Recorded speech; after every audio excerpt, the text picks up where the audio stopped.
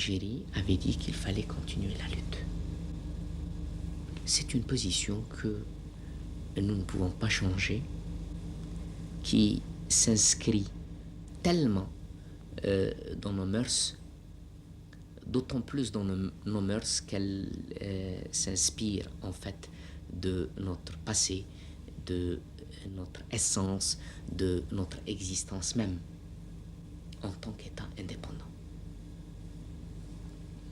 Quand il y a un vainqueur et un vaincu, il y a toujours des conditions. Les conditions du vainqueur. Comment voulez-vous créer une situation favorable si vous vous présentez avec un drapeau blanc? Même si vous voulez examiner le problème des conditions du vainqueur, d'une manière ou d'une autre. Et autrefois, nous avons refusé la paix des braves. Nous avons refusé l'affaire du drapeau blanc qui, théoriquement, devait peut-être, semble-t-il, d'après ce que l'on nous expliquait dans les contacts, aboutir au même résultat d'Évian. Mais Évian était une autre situation. Évian était autre chose. Évian était autre chose. C'est pourquoi, si la lutte avait effectivement continué dans les pays arabes de la région, l'Algérie résolument engagée aux côtés de l'Angola, du Mozambique, résolument engagée aux côtés du peuple du Vietnam, de la cause cubaine, autrefois de la cause de Saint-Domingue, de toutes les causes de la liberté dans le monde, l'Algérie aurait fait son devoir de solidarité vis-à-vis des pays arabes. Et si cela n'aurait été qu'un devoir de solidarité, nous l'aurions fait. Si nous n'avons pas eu l'occasion de le faire complètement, nous revendiquons la responsabilité d'avoir voulu le faire et de continuer à vouloir le faire si effectivement il y a une lutte. L'Algérie a une morale politique.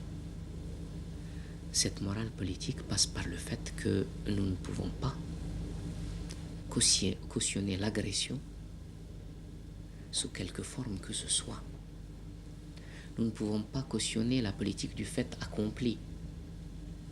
Nous ne pouvons pas accepter la règle de l'ONCLUS, l'occupation par la force d'un territoire donné qui puisse vous permettre ultérieurement de vous prévaloir de je ne sais quel droit parce que vous l'avez occupé par la force. Le troisième aspect que je voudrais mettre en relief, c'est que l'affaire du Moyen-Orient est absolument inséparable de ce qui se passe en Extrême-Orient. Dans le monde, il y a des forces progressistes, il y a des forces impérialistes. Les forces progressistes sont évaluées, sont connues,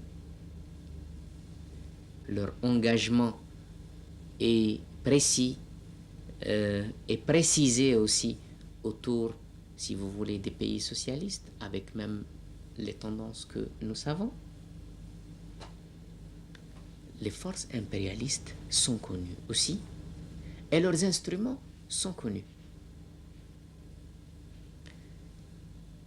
Et il ne fait aucun doute qu'au Moyen-Orient, l'impérialisme a frappé, cette fois-ci, par instruments interposés, à la différence de ce qu'il avait fait au Vietnam.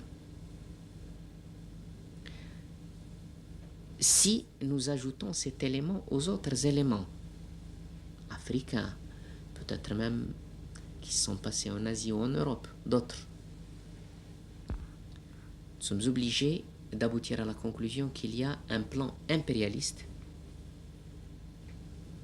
qui est mis en application. Je pose tout simplement la question, à quel tour et comment?